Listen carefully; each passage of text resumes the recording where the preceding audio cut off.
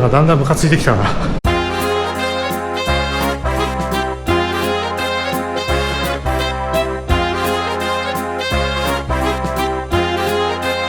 今私はですね、ベトナムホーチミンのタンソンニャット国際空港におります。今から UAE アラブ首長国連邦ですね、そちらの方に行きたいと思います。最終目的はこの前のサウジアラビアと一緒で競馬ですね。競馬の祭典ドバイワールドカップでドバイミーティング、そちらの観戦に行ってですね、日本馬を、日本の馬と日本のジョッキーを応援しに行きたいと思います。で、ただですね、それだけだともったいないんで、いろいろと観光してこようと思います。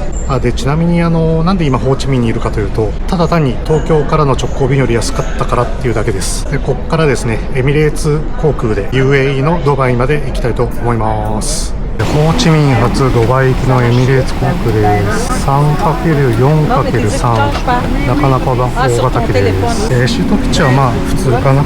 特別広いわけではない。液晶のディスプレイもそんな大きくない。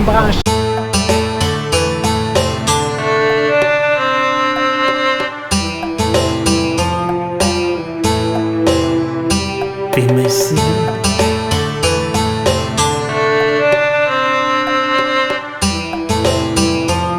ミレーツ航空でドバイに来たんだけど、まさかの置き止めでした。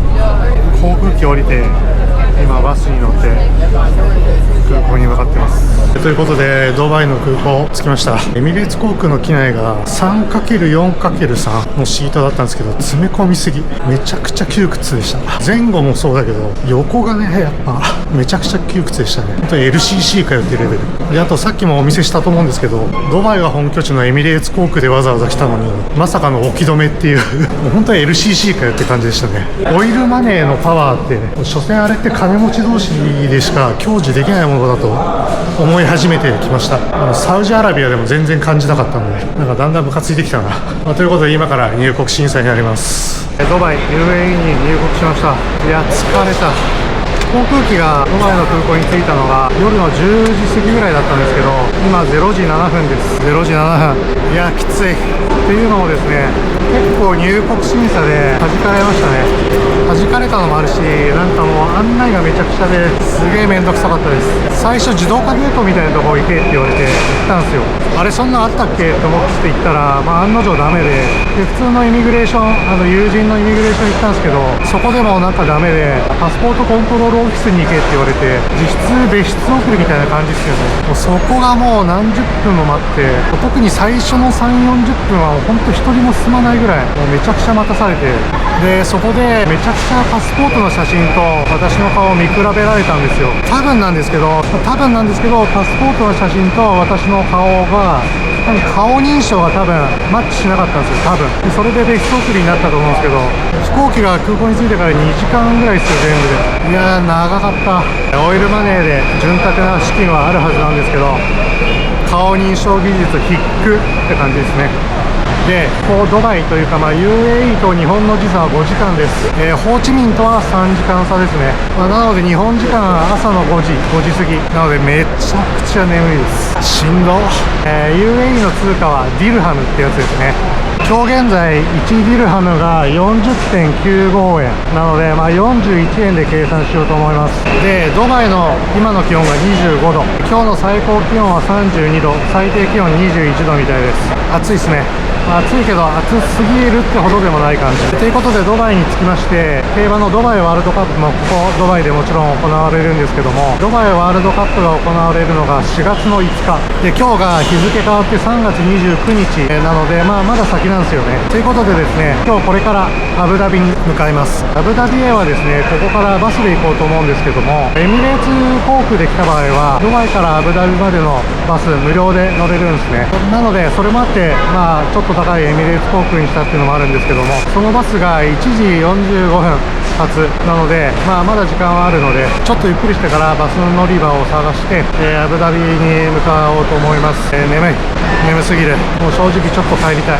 そんなこんなでいろいろあったこともあって、入国直後の印象としては、私が今まで行った国の中で最悪レベルですね。最悪レベルで気分が悪い状態なんですけども、なんとか気を取り直して UAE の観光を楽しめればなと思っております。やっとバス乗り場が分かりました。あちらが空港の3番出口ですね。3番出口を出てちょっと歩いていって、ここエミレーツコンプリメンタリーコーチサービス、ここみたいです。で今止まってるバスはドバイのホテル行きみたいなんですけど、アブダビ行きもこの後ここに来るって言ってました。いやー結構探し回ったな。1時32分、アブダビ行きのバスが来たんで乗り込みます。アブダビ行きのバスはこんな感じですね。今バスの車内でドバイ空港行きの搭乗券のチェックがありました。捨てないように気をつけないとまずいですね。ドバイの空港からアブダビ行きのこのエミレーツの無料バス、1時45分発で午前4時にアブダビに着く予定です。結構もう体力の限界なんで寝ます。夜中なんであんま景色も楽しめないと思うんで寝ます。午前1時49分にドバイ空港を出発しました。さっき乗ってた飛行機より100倍快適です。ではアブダビへ向かいます。午前3時47分アブダビに着きました。そのバスの奥がちっちゃいけどエミレースのオフィスがあったんで、そこが到着地って感じですね。ここからホテルまで5キロぐらいなんで、ウーバー呼んでホテルに向かおうと思います。チェックインできる時間まであと10時間ぐらいあるんで、どうなるかわかんないですけど、ちょっとトイレがなくてね、トイレ行きたいんでもうホテル行っちゃおうと思います。5分ほど待ってウーバー来てくれました。結構ウーバー稼働してるみたい。アブダビ着きました。ウーバー5ディルハムチップで上乗せして26ディルハムでした。さすがにまだ早朝なんで早いんですけど、今日から泊まる予定のホテルが、こちらクイーンパレスホテルっていうところになります。さすがにチェックインはまだ無理だと思うけど、一応ちょっと聞いてみようと思います。ホテルでさすがにすぐには入らせてくれなかったんですけど、6時40分有料で入らせてもらいました。その辺の料金とかは後で話すとして、とりあえずルームツアーで思ってた以上に結構綺麗でいいかもしんない。でかいベッドとテレビもでっかいな。十分なサイズの作業デスクで、こっちは水が2本でミニバーって書いてあるけど冷蔵庫も何もなかった。でっかいクローゼットです。で一応セーフティーボックスはありますね。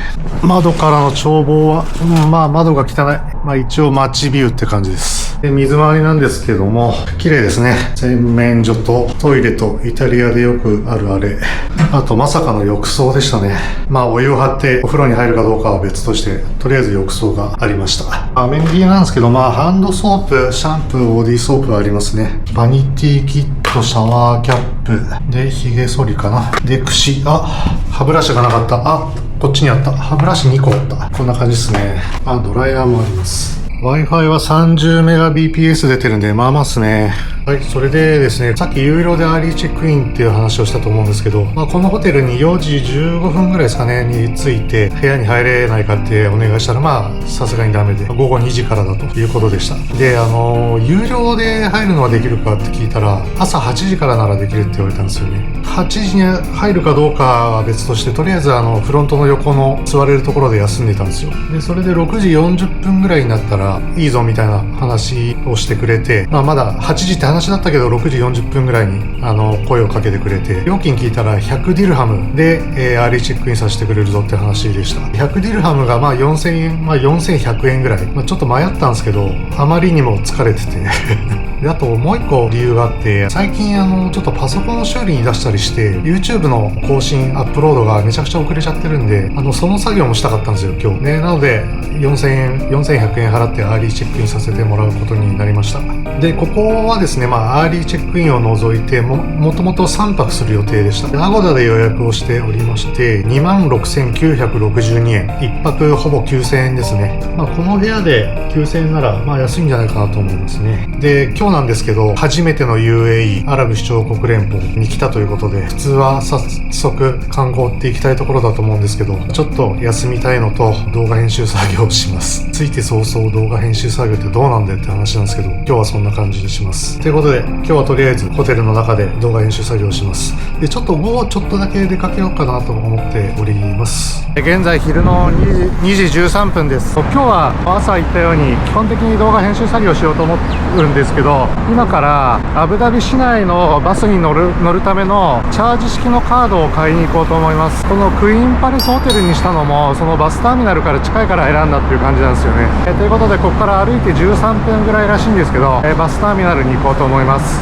ホテル近辺のアブダビ市内の街並みはこんな感じですね。で、おそらくサウジアラビアと同様完全車社会っぽいんですよね。で、なのであんまり歩いてる人はいなさそうです。もうほんとみんな車に乗ってる感じだから、街並みもなんていうのかな、結構無機質というかそんな感じですね。ちなみにアブダビ今日の気温は28度、最高気温が28度みたいで、今日に関してはだけどドバイよりちょっと涼しいみたいなので、日陰だと結構涼しいですね。過ごしやすい感じです。ただ日向だとさすがにちょっと太陽が暑い。歩いて10分ちょっとでアブダビのメインバスターミナル着きました。で、この建物の中におそらくバスに乗るためのカードが売ってるはずなので、中に入ろうと思います。バスターミナルの館内はこんな感じですね。スーパーマーケットが入ってる。で、この辺の自動販売機で買えるはずなんですよね、カード。ちょっと探そうと思います。ありました。これですね。ハフィラトカードってやつですね。ドバイは乗るカードっていうものがあるらしいんですけど、アブダビはこのハフィラトカードってやつがないと乗れないらしいです。ハフィラトカードをゲットしました。全部で45ディルハムかかりましたね。で、カード自体が10ディルハムで、なんか残りの35ディルハムは1週間パス、ウィークリーパスって出てたんで、1週間乗り放題みたいな感じなのかな。ネット情報だとバス1回乗るのに2ディルハムしかかからなくて、好きな金額チャージして、で乗るたびに2ディルハム引かれていくっていう感じで買えると思ったんですけど、券売機見たらマンスリーパスかウィークリーパスしかどっちかしか乗ってなくて、アブダビは3泊しかしないしウィークリーパス買ったんですけど、17回ぐらい乗らないと元取れないんで、でもなんか他になかったんだよな。とりあえず今日の目的は果たせたんですけど、このバスターミナルのすぐ近くにアルワダーモールっていうショッピングモールがあるみたいで、そこにフードコートがあるみたいなんで、ちょっと飯食ってからホテル戻ります。アルワダーモールはこれみたいですね。で、これの中のどっかにフードコートがあるようなので行きたいと思います。アルワダーモールの中はこんな感じで、フードコート2階って書いてありますね。このアルワダモールなんですけど、高級ショッピングモールというよりは結構庶民的な店が多い感じですね。で、なんと無印良品がありました。すごいな、無印。フードコート着きました。意外と地元料理っぽいのが少ないな。ウェンディーズ、マック、KFC、バーガーキングとかその辺がめちゃくちゃ目につきます。今めちゃくちゃびっくりしたんですけど、食堂っていう店があってゴリゴリ日本語が書かれてる。すごい。でもちょっと来たばっかで日本料理は食べないんで、私は今回は食べませんが、いろいろ気になるな。ここにアルイブラヒムレストランっていうそれっぽいというか地元っぽい店があったんで、ここでなんか食べようと思います。このアルイブラヒムレストラン今ノットレディだとやってないということだったので、隣のこの店にします。だからチャイニーズフードってあるけど、いいや、アラビック風のチャイニーズフードということで、これで食べます。ということで来ましたチキンコンボってやつですね。で、これが27ディルハムだったんですけど、ジュースセブンアップですね。セブンアップつけたら合計で34ディルハムになりました。なので1300円1400円ぐらい。フードコートでこれはちょっと高いな。ということでアブダビで食べる中華料理です。見た目はめちゃくちゃうまそうだね。これチキンの何かだから、あとなんかチャーハンみたいなやつ、めちゃくちゃうまそうではある。まずライスから、思ってた以上に味がない。続いてチキン、これうまいっしょ。これはうまいわ。なんかソースがなんて言えばいいかな、オイスターソース系でうまい。で、人参とか入ってる。人参、グリーンピース、玉ねぎが入ってる、野菜の。ライスはもっとチャーハンっぽい味付きを期待してたけど、おかずのチキンがうまいから、普通のライスとして食えますね。ライスの方は卵とか入った。卵とネギ。ごちそうさまでした。結構ボリュームあって腹いっぱいになりましたね。ではですね、観光は明日することにして、今日はホテルに戻って動画編集作業をやろうと思います。おはようございます。3月30日ですね、日曜日、10時3分になります。では今から観光に向かいます。いや、眩しい、天気いいね。バスに乗るために道の反対側、あっち側行きたいんだけど、これどうやって行けばいいんだ。 Google マップだとここで U ターンってあるんだけど、これ明らかに歩行者用じゃないよね。むずいな。もしかしたらダメだったかもしれないけど、今の Google マップ通りに車少なかったんで走って渡ってきちゃいました。で、この先にバス停があります。このバス停ですね。このバス停で94番のバスに乗ろうと思います。バス停にはここに書いてあるように何番のバスが到着するかっていうのは書いてあるみたいですね。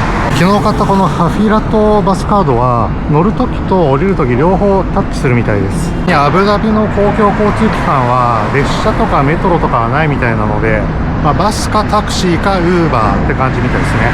あとバスは30分に1本ぐらいしかないらしいんですよね。だから待つときは結構待つっぽい。ちなみにバスは前の方が女性専用で真ん中がファミリー、後方がそれ以外って感じらしいです。なので私のような男一人旅行者は後ろの方に乗る必要があるみたいです。94番のバス来ましたね。8分ぐらい待ったかな。乗っていきます。でこのカードをおそらくここにタッチすれば OK。 バスの車内はこんな感じですよね。結構普通、日本にも似てるかも。こんな感じで乗り心地は普通にいいですね。バスの乗車時間だいたい30分ぐらいでしたね。それで降りました。今向かってる目的地までここから歩いて10分ぐらいみたいなので歩いていきます。バス降りたところは動画でちょっとお見せしたと思うんですけど、ちょっと海を渡るような感じになってて、そのせいかちょっと匂いが変わりましたね。何言ってんだこいつと思われるかもしれないですけど、ビーチリゾートの匂いみたいな感じになりました。これを言っても何言ってるか分かんないかもしれないんですけど、とにかく私の宿泊ホテル周辺とはちょっと違いますね。ここから近いんですけど、なんと目的地までのシャトルバスがあるみたいです。なんと無料のシャトルバスに乗せてもらいました。こんなものがあるとは思わなかった。無料シャトルバス5分ぐらいで着きました。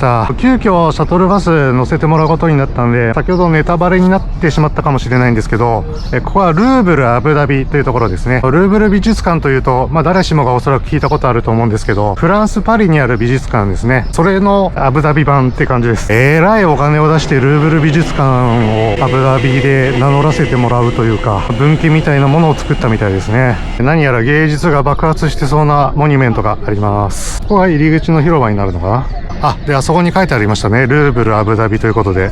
ここルーブルアブダビの入場券は私もネットで買っておりまして、トリップドットコムで買って2269円でした。オンラインの公式サイトからでも買うことができます。トリップドットコムとほとんど一緒でしたね、料金は。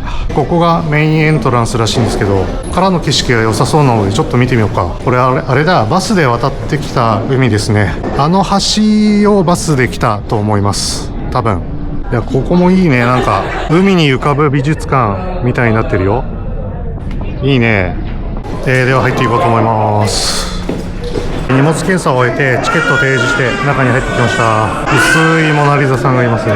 中はめちゃくちゃ広いらしいんですけど、まったりと回っていきましょう。この辺はエジプトって感じがします。ただ Google マップの口コミとかを見てもエジプトのものが多かったとはやっぱ書いてありましたね。入ってちょっと歩いてきてやっと絵画がありましたね。ここまで絵画がないとは思わなかった。なんか唐突に仏教っぽいアジア系の宗教の仏像とかが現れました。で、こちらなんですけど、なんとチチェンイッツァって書いてある。数ヶ月前に行ったメキシコのチチェンイッツァから持ってきたみたいですね。いや、本当いろんな国、いろんな宗教の一品が展示されてますね。さすがルーブルっていうとこですか。すごいな。暗くて見えづらいと思いますけど、突然のジャパンです。鎧ですね。この辺は結構大きめの絵がずらりと並んでます。みんな絵うまいね。これなんだろうと思ったら、まさかのピカソ。パブロ・ピカソだからピカソだよね。で、これもパブロ・ピカソって書いてある。この作品なんですけど、これもしかして有名なルノワールさん？結構あんまり人だかりがないけどルノワールさんっぽいですね。この作品はゴーギャン、有名な人なのに人だかりがあんまないから結構ちゃんと見ないと有名な人かどうかわかんないわ。このなんかすごいもやがかかってるこの作品、皆さんわかりますか？クロード・モネですよ、モネ。隣にもう一作品モネがありました。これもモネです。屋外に出たらこんな感じになってた。すげえ。何これ。で、これなんですけど、フランスの建築家のジャン・ヌーベルさんっていう人が設計した光の雨っていう作品らしいですね。このドーム自体がでここにカフェ、レストラン、カフェかながあるので、ちょっと飯食おうかな、ここで。せっかくなんでね。全然人いないけど。入店したルーブルアブダビのミュージアムカフェってとこですね。で、メニュー見てみたんだけど、あんまりアラビア料理ないんだよな。まあ、この辺のスターターはあるんだけど、メインコースはもうほぼほぼ洋食ですね。ビリヤニとかあるけど、ビリヤニってインドでしょ？で、あと高いね。まあいいや、なんか食べます。で、あとこっちドリンクメニューで、まさかのアルコールがあるっぽいんだよね。アルコール飲んじゃおうかな、もう。今、12時3分なんですけど、すいません、ビールいっちゃいました。ビール何種類かあって、ハイネケン、ペローニ、あとなんだっけ、すいません、忘れちゃった。好きなハイネケンにしちゃいました。で、食べ物はチキンチーズバーガー。UAE 感ゼロ。ちなみに22時間ぶりの飯ですね。昨日のアルワダモールのフードコートを食べて以来です。その後は本当はホテルの中で水しか飲んでなかったんで、めちゃくちゃ腹減りました。このレストランの周りはこんな感じです。いや、めちゃくちゃ景色いいよ、こう。アブダビって海綺麗だね。ちょっと意外。早速、ハイネケンビール来ました。まさか UAE でこんな早速酒を飲むことになるとは思いませんでしたが。乾杯。うまっ。そして来ました。チキンチーズバーガーですね。こんな感じ。で、ポテト大量。あとマヨネーズとケチャップ、瓶でくれましたね。いただきます。では、22時間ぶりの食事。うわ、思ってたよりね、めちゃくちゃ重い。こんな重いハンバーガー初めて。いただきます。まあ想像通りの味ではあるけどうまい。汚く見えるかもしれないけど、ここが断面ですね。チキンが分厚いんですよ。